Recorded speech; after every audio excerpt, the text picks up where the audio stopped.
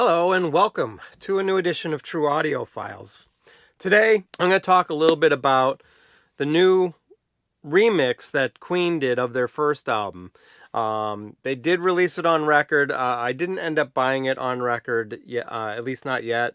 Not sure if I'm going to still, but regardless of that, I wanted to give kind of a my quick take on this because I've definitely seen a lot of mixed information out there about it, and I really wanted to kind of give you my perspective, both my objective perspective in terms of what differences that I've heard from an objective standpoint, and then my subjective one a little bit too. So, part of the reason, again, I'll talk about this a little bit more in detail is I'm part of a group that has a lot of professionals, or I should say, music industry professionals in it.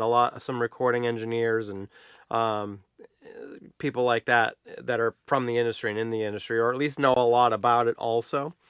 And those people that have listened to some of this, at least a little bit of it, have really, really trashed the remix. And then I go onto like Queen's website, or not Queen's site, but their Facebook group, and look at the sponsored ad for the remix, and all the input that I've seen on that group have been all positive. I don't know if I saw one negative comment in the posts about the release of this new reissue. So a little bit about the reissue too is it also does have some outtakes and some demos and some other really cool extras in it that are kind of fun. So even if you don't like the remix, let's say, there's some other extra stuff in the like super deluxe version that would be something that would be of interest to you anyways. So that being said, I kind of wanted to give my take on it. I basically did a comparison.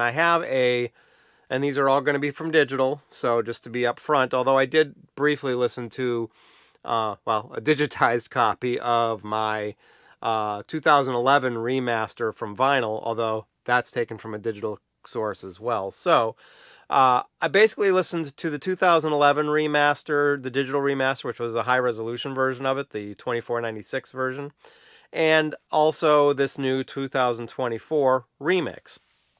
So the 2011 is essentially referred to by many people that I know, at least, as probably one of the better, if not best, sounding versions of this album.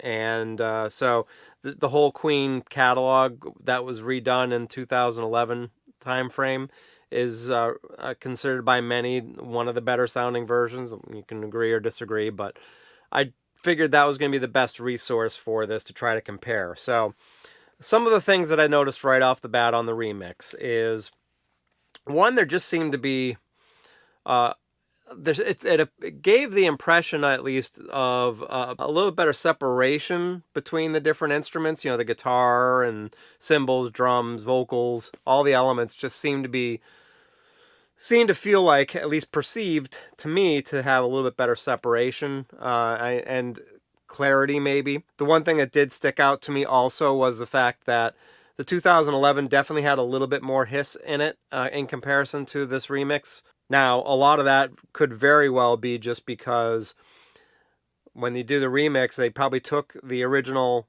multi-track mix or multi-track tracks and digitized them and then remixed it. When you do that, you're not going down a generation on tape, so you're not going to have that extra hiss on the recording. So that's probably where that came from. In terms of EQ, the things that I noticed probably most prominently are that the new remix seemed to have a little bit more treble and maybe a little bit smidge less mid-range, and maybe that's why I perceived it to have that better clarity, maybe a little bit better, better separation. At least that's what I'm taking from that. The biggest differences that I've heard on this, though, are really going to be in some of the things are subtle, like the cymbals. Let's say like the hi-hats, for example. I noticed on "Keep Yourself Alive," which is the one that I kind of demoed back and forth quite a bit. The hi-hat, for example, was a little bit off to the right on the new remix, where in the original it's kind of centered. And actually, same thing with the second guitar that's in there. or maybe third, whatever it is. There's a rhythm guitar section that in the original, it seemed to be actually off to the left, and it seemed to be centered on the remix. So there's going to be little stuff like that and some kind of stereo effects like guitar going back and forth in the mix, panning back and forth in the mix are definitely a little bit different also. The biggest difference that's probably the most noticeable to me was the drums definitely have a kind of a more polished, if you want to call it that, or processed sound to them.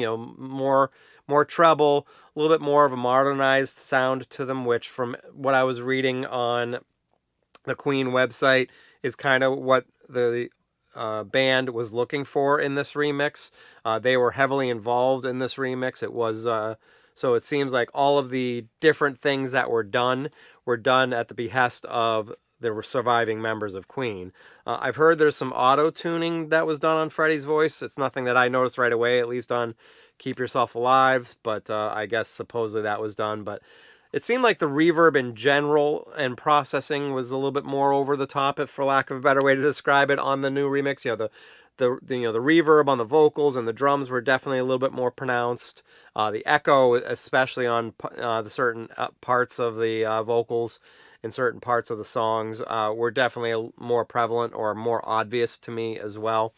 But it seemed like the same, similar or same sound stage depth. The vocals definitely seemed a little bit more upfront and were better understood than in comparison to the original. Not that the original were hard to understand. It's just they seemed to be a little bit more, for lack of a better word, in your face. They were still a little bit set back in the mix, but they just seemed to have a better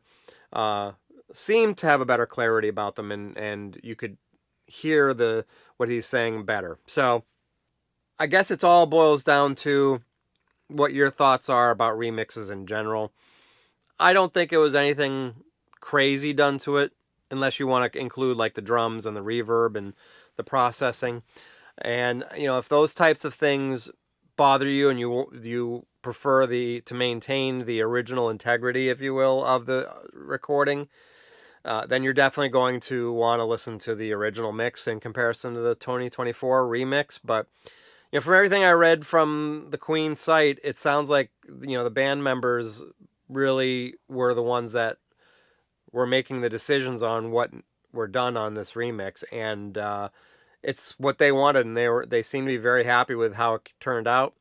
Sounds like a lot of the fans are too.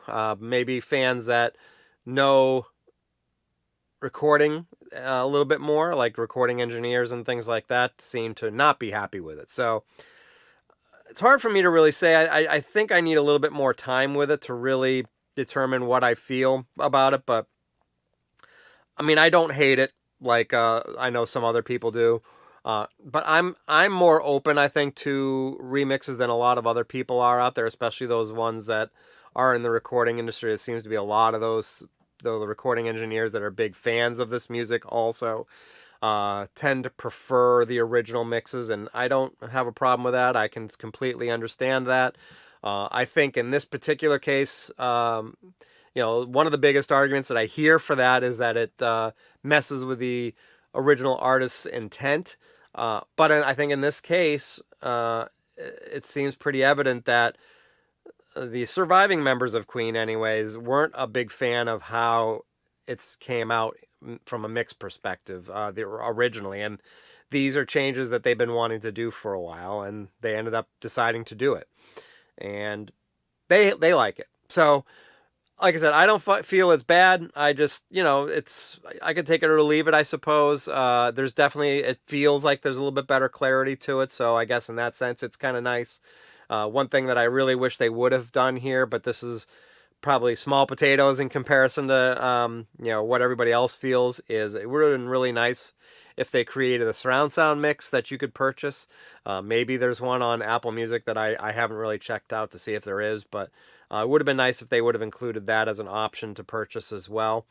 But overall, it's not as terrible, in my opinion, as some of these recording engineers make it out to be.